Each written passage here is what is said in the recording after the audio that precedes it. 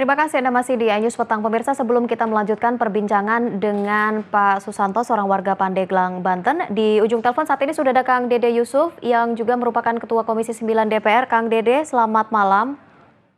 Selamat malam. Ya, Kang Dede, saat ini bersama saya ada Pak Susanto, seorang warga Pandeglang, Banten yang sudah jauh-jauh datang dari Pandeglang ke Jakarta berniat ingin menjual ginjalnya karena tergerak untuk membiayai pengobatan sang anak. Kang Dede, ini adalah salah satu potret kemiskinan begitu yang ada di sekitar kita sebenarnya. Apa yang bisa kita lakukan, Kang Dede? Ya, pertama tentu kami memberikan sifat yang mendalam kepada Pak Susanto dan keluarganya. Bahwa musibah memang bisa terjadi di mana saja. Yang kedua, saya berharap pemerintah dan negara dalam hal ini mendengar keluhan dari Pak Susanto dan mari kita sama-sama mengambil langkah yang bisa dilakukan untuk menyelamatkan anak bangsa kita ini. Ya.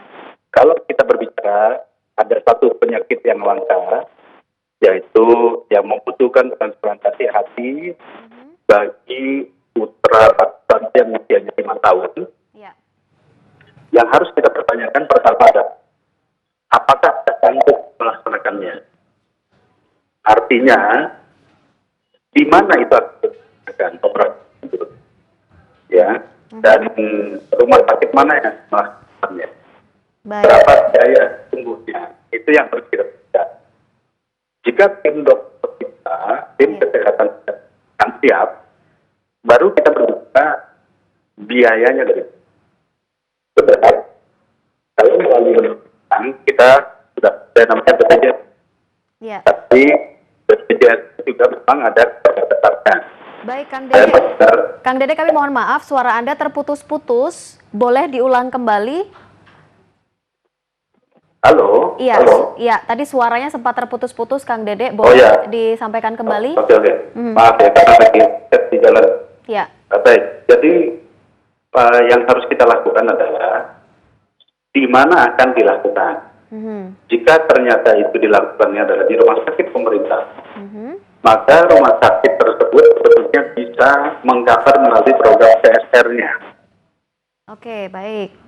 Ya, lalu yang kedua, jika ternyata memang itu harus dilakukan di sebuah rumah sakit yang mana bukan milik pemerintah, sebetulnya Pak Susanto ini harusnya diketahui langsung oleh kepala daerahnya. Ya. Dalam konteks ini, Bupati Pandeglang atau Gubernur Banten. Karena ini adalah warganya. Ya. Nah, jika masalah ini juga tidak terdengar atau penggalangan dana oleh pemerintah itu tidak terdengar, baru kita berbicara bahwa Presiden dalam konteks ini melalui Menteri Sosial, Menteri Kesehatan akan turun tangan membantu. Ya, Kang Dede, kalau boleh saya potong begitu ya, proses untuk pengobatan ini sudah pernah dilakukan oleh Pak Susanto dan sudah didapatkan angka 1,2, begitu ya Pak Susanto ya, 1,2 miliar. Dan rumah sakit mana yang? Di rumah sakit mana? Cipto, Pak. Di Rumah Sakit Cipto Mangunkusumo. Di RSCM. Baik. Ya, dan tadi juga sudah disampaikan bahwa memang belum ada sama sekali bantuan atau mungkin perhatian begitu dari aparat desa setempat dan juga dari Dinas Kesehatan setempat. Pak Susanto, ini Kang Dede, seorang wakil rakyat di DPR. Apa yang ingin Anda sampaikan kepada Kang Dede? Silahkan. Halo, Assalamualaikum, Pak Dede. Iya, Pak. Saya mohon bantuan, Pak, buat pengobatan anak saya. Ya, baik. Karena saya berobat di Rumah Sakit Cipto udah lama juga, Pak, dari bulan Mei. Bulan Mei kemarin tahap pengobatan udah banyak dilakukan sama pihak dokter kan. Terus pemeriksaan juga udah banyak dilakukan dari mulai USG Doppler, CT scan, terus bedah vaskuler, terus yang ini endoskopi, Pak. Yang terakhir dilakukan sama pihak dokter adalah biopsi hati untuk mengecek fungsi hatinya itu sendiri. dan hasilnya itu adalah kerusakan hati. Dan pihak dokter bilang katanya untuk saat ini Adrian udah selesai pemeriksaan. Nah, tahap akhirnya adalah operasi. Operasinya itu transplant hati cangkok, Pak. Dan biaya cangkok itu nggak sedikit, Pak. Berapa boleh tahu? Gimana, Pak? Berapa biaya transportasi hati? Kemarin sempat dilihatin rincian biayanya sih 1,2 miliar, Pak. Cuman pihak BPJS kan nanggung 250 juta itu untuk kelas 1. Untuk kelas 2 itu 200 juta dan untuk kelas 3 itu 150 juta, Pak. Ya, artinya apa yang bisa dilakukan oleh Pak Susanto, Kang Dede, dengan kondisi seperti ini? BPJS yang dimiliki hanya mampu menanggung 250 juta rupiah saja, sementara biaya yang dibutuhkan adalah 1,2 miliar. Kang Dede? Ya, baik Putri. Saya tidak akan bahkan BPJS dan biaya dari RSCM ya, nanti saya akan komunikasikan dengan mereka. Ya. Tetapi pada dasarnya jika Presiden mendengar cerita itu, mestinya negara itu harus bisa membantu. Baik, artinya peran negara di sini harus ada. Betul. Ya. Artinya ini adalah warga negara kita yang sedang membutuhkan. Nah, jika disebut membantu, kan tidak harus kasih uang. Artinya fasilitas, keringanan, dan sebagainya yang bisa dilakukan RSCM, itu bisa dilakukan. Apakah itu nanti disupportnya melalui Menteri Kesehatan, Menteri Sosial, bisa melalui bansos Presiden, jadi juga bisa ya. Ya.